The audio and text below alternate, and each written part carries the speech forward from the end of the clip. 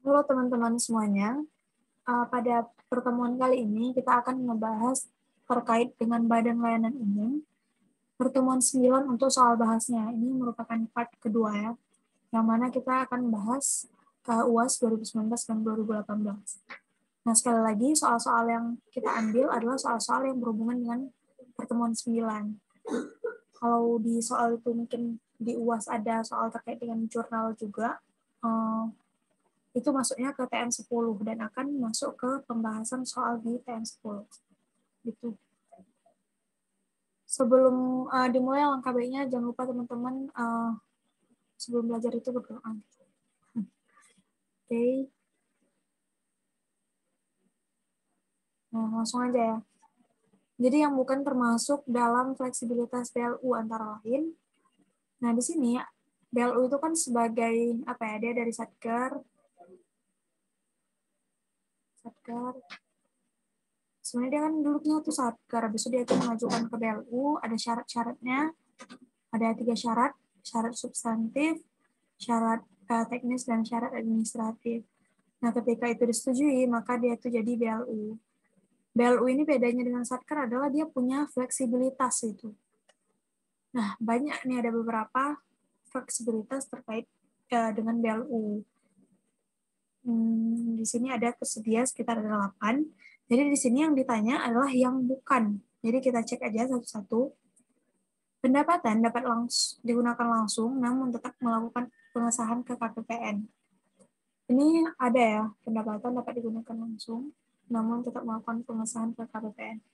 Jadi di antara fleksibilitas BLU itu, kalau misalnya satker biasa, itu kalau misalnya dapat pendapatan, misalnya dari retribusi, gitu kan, nah itu dari satker itu, dia nggak bisa langsung pakai, dia harus setor ke negara, ke kas negara dulu.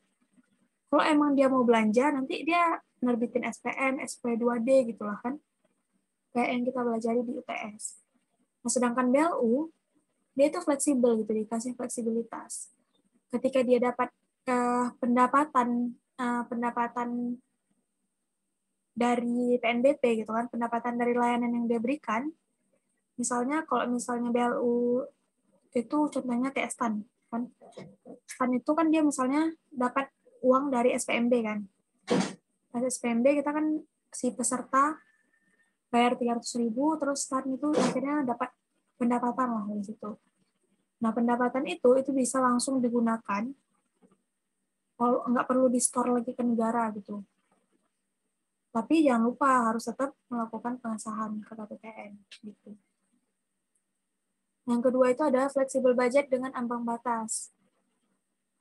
Ini ada juga, benar. Terus yang ketiga, investasi jangka pendek untuk pengelolaan kas. Ini juga benar. Nah, jadi BLU ini juga dia bisa melakukan investasi jangka pendek gitu. Dan kalau emang dapat imbal hasil, itu boleh digunakan sepenuhnya oleh BLU. Yang terakhir, pegawai hanya terdiri dari profesional non-PNS.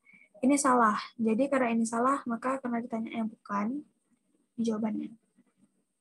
Jadi kalau misalnya BLU itu, dia itu fleksibilitasnya adalah, dia itu nggak mesti pegawainya itu dari PNS saja, tapi boleh dari profesional non-PNS.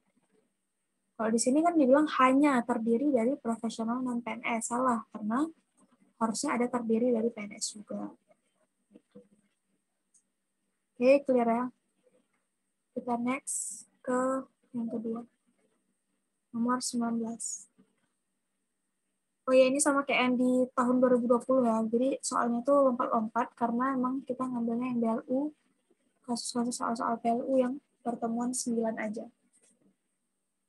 Laporan realisasi anggaran LRA BLU sekurang-kurangnya mencakup pos-pos sebagai berikut. Ini masih tergolong mudah pertanyaannya, karena juga masih ada di PBT ya. Jadi kita tinggal cek aja. Untuk di LRA BLU itu ini, mencakup ini. Ini kan udah disediain ya dari PPT. Jadi harus ada pendapatan, belanja, surplus defisit. Nah, di sini kita cek nih satu-satu, pendapatan, belanja. Di sini transfer, sedangkan di sini nggak ada ya transfer. Berarti ini A ini salah. Terus pendapatan, belanja, surplus sudah ada. Terus penerimaan pembiayaan nggak ada. Salah. Nah, terus yang ke C, pendapatan LRA belanja. Ini maksudnya bukan salah sih sebenarnya, tapi kurang lengkap. Tapi karena kan di sini dibilang sekurang-kurangnya mencakup pos-pos. Nah, sekurang-kurangnya itu ini semua tuh ada gitu. Berapa poin nih? 1, 2, 3, 4, 5, 6, 7. Setidaknya ada 7 pos-pos ini di LRA. Yang C, pendapatan LRA belanja surplus defisit, penerimaan pembiayaan, pengeluaran pembiayaan ya. Pembiayaan neto dan silpa atau sikpa. Pembiayaan neto dan silpa atau sikpa. Nah, yang C ini benar. Kemudian lengkap ya. Nah, jadi jawabannya C. Kita lihat yang D. Yang D ini, dia itu cuma ada pendapatan belanja surplus defisit. Ini. Terus langsung silpa atau sikpa. Nah, langsung ke sini. Jadi makanya jawaban yang paling tepat itu adalah C. Oke. Kita lanjut ke soal nomor 22. Komponen laporan keuangan BLU menurut PSAP nomor 13 adalah. Nah, di sini teman-teman itu kita harus telitinya adalah peraturan di akuntansi pemerintah ini, itu kan biasanya dia terbarui terus kan. Seringnya tuh memang hampir setiap tahun sih, tapi emang beberapa tahun itu biasanya terus diadaptasi dan diperbaharui gitu. Terkait dengan BLU ini sendiri, itu ada beberapa peraturan. Yang pertama, itu ada di PP 23 tahun 2005. Nih, PP 23 2005. Terus, dari PP 23 2005 ini diperbarui lagi ke PP 74. Kalau nggak salah. Coba nanti bisa dicek aja, PP 74. Nah, di sini itu yang diperbarui adalah hanya satu bagian dari PP 23. Misalnya PP 23 ini banyak poin-poin. Nah, cuma satu poin aja yang diperbarui di PP 74. Nah, setelah itu barulah nanti diperbarui lagi ada PSAP nomor 13 gitu. Ini kira-kira kira-kira peraturan-peraturan yang berhubungan dengan BLU. Nah, kalau misalnya PSAP ini dia lebih ngebahas tentang laporan keuangan sih memang. Jadi ditanya komponen laporan keuangan BLU menurut PSAP nomor 13 adalah nih, ada di sini ya, ada sekitar 7. Jadi BLU ini kan dia sebagai entitas akuntansi dan juga entitas pelaporan. Jadi dia membuat laporan keuangannya lengkap dari mulai LRA, LPSAL, neraca, LO, laporan arus kas, LPE, maupun CALK. Jadi tinggal kita cari di sini yang jawabannya paling lengkap. Makanya jawabannya A. Oke. Next, ke nomor 31. Nah, berikut ini Satker BLU yang berada di bawah Kementerian Keuangan, kecuali jadi Kementerian Keuangan itu punya sekurang-kurangnya ada 5 BLU nih di bawah Kementerian Keuangan. Ada STAN, ada LPDP. LPDP ini kan yang lembaga lembaga pokoknya dia ini yang beasiswa itu. Dana pendidikan gitulah pokoknya. Nah, itu dia di bawah Setjen. Kalau kita STAN di bawah PPPK. Terus ada Pusat Investasi Pemerintah, Elman. Elman ini Lembaga Manajemen Aset Negara, sama BPD PKS, yaitu Badan Pengelola Dana Perkebunan Kelapa Sawit. Jadi karena ditanyanya adalah ditanya itu adalah kecuali sawit betul, ya. Elman betul, Lembaga Manajemen Aset Negara. Nah, ini LPDP ini Lembaga Pengelola Dana Pendidikan. Jadi jawaban yang salah, yang kecualinya itu adalah yang B. Oke. Next ke nomor 32. Pengesahan dokumen SP2B atau SP3B yang dilakukan oleh unit yang memiliki fungsi bendahara umum mengindikasikan. Nah, jadi teman-teman, SP2B sama SP3B ini adalah surat dokumen-dokumen yang ada di BLU gitu, untuk dokumen pengesahan. Jadi, apa sih maknanya kalau misalnya ada dokumen pengesahan? Tadi kan aku ada bilang di awal, itu kalau misalnya PLU, dia itu bisa nerima pendapatan kan dari layanan yang dia berikan gitu. Misalnya kayak tadi Stan itu ngadain SPMB, berarti dia bisa nentuin tarif misalnya tadi 300.000 kan, 300.000 per anak per peserta. Nah, itu merupakan pendapatan dari layanan yang diberikan. Jadi dari masuknya ke pendapatan PNBP.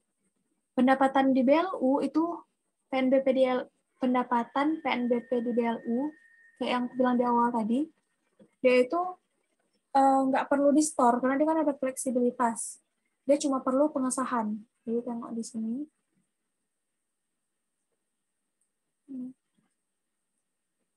Nah, di sini ya. Dia itu pendapatan dapat langsung digunakan, namun tetap melakukan pengesahan ke KPPN. Untuk apa melakukan pengesahan ini adalah untuk biar tercatat gitu di Bendahara Umum Negara di BUN. Jadi misalnya kan si BLU ini kan dia nggak store nih, jadi kan si BUN nggak tahu dia ada pengesahan, ada pendapatan. Buat kasih taunya apa harus dia buat pengesahan gitu. Karena dia nggak store, jadi dia cuma buat pengesahan. Nah, kalau misalnya udah ada pengesahan itu tadi SP2B atau SP3B ini, maka itu akan di jurnal di buku besar KAS. Kayak seolah-olah kalau misalnya kita belajar di Akpom dulu, di sebelum UTS, itu kan kalau misalnya kita dapat pendapatan, kalau misalnya kita udah setor ke kas negara, kalau satker lain kan setor ya. Satker lain itu harus setor penerimaannya. Nah, di situ kan waktu dia setor ke kas negara, ada surat gitu kan, surat setoran gitu, baru diakui sebagai pendapatan di LRA. Nah, begitu juga dengan SP2B sama SP3B ini. Ketika ada SP2B sama SP3B, atau surat pengesahannya, barulah pendapatan tadi diakui di buku besar KAS. Gitu. Tapi kalau misalnya di akrual, itu dari awal dia walaupun belum disahkan, udah diakui, namanya juga akrual ya kan. Nah, jadi gitu. Jadi ini jawabannya makanya B, pengakuan belanja B. Jadi kalau misalnya adanya dokumen SP2B ataupun SP3B, dalam dokumen pengesahan itu, yaitu untuk mengakui pendapatan ataupun mengakui belanja dalam buku besar KAS. Gitu. Oke. Kalau ini salah ya, karena ini besar aktual. Kalau ini juga bukan, makanya jawabannya B. Oke, kita lihat ke selanjutnya, nomor 18. Oke, nomor 18. Perbedaan karakteristik pengelolaan keuangan pada satker BLU dan satker non-BLU. Nah, di sini itu sebenarnya nggak ada keterangan nggak ada penjelasan di PPT yang begitu, nggak ada yang terangkum gitu loh. Jadi, sebenarnya ini kalau misalnya teman-teman udah lihat materinya gitu, ini tuh kita info-info ini secara tersembunyi gitu loh. Jadi kalau misalnya udah dibahas gitu, seharusnya dibahas di kelas. Ataupun mungkin coba dicek di video materi tentang akun.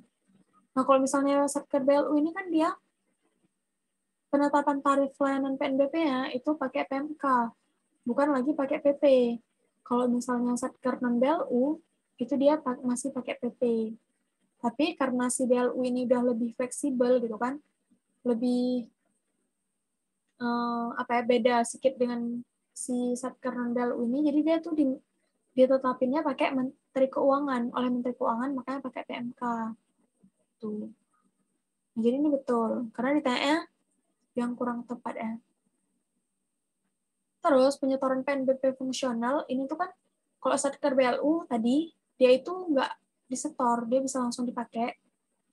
Namun jangan lupa ada pengesahan. Kalau misalnya Satker non BLU itu harus disetor dulu.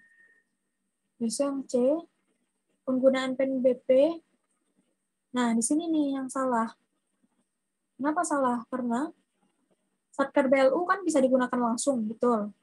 Sedangkan satker non BLU itu dia bisa juga gunakan walaupun nggak secara langsung gitu. Harus disetor dulu ya kan.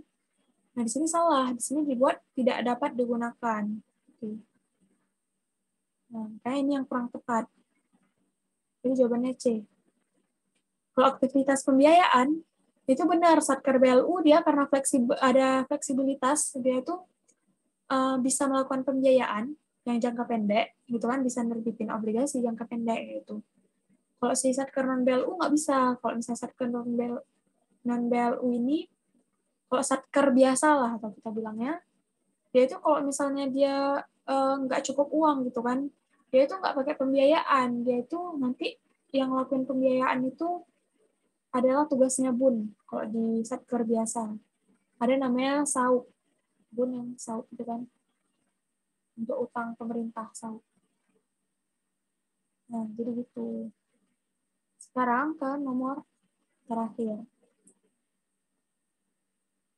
Nah, yang terakhir ini sebenarnya hampir sama kayak nomor yang ini tadi, nomor 32 ini. Ini soalnya yang tadi yang tadi itu tahun 2019, yang ini tuh nomor 20 di tahun 2018 soalnya. Pengesahan dokumen SP3B ataupun SP2B dalam transaksi pendapatan dan belanja BLU mengindikasikan adalah ini apa namanya itu adanya realisasi belanja di buku besar kas. Ya. Barulah di buku besar kas dicatat kalau misalnya ada SP2B ataupun SP3B.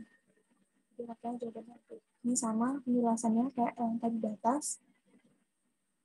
Oke. Mungkin sekian soalnya nih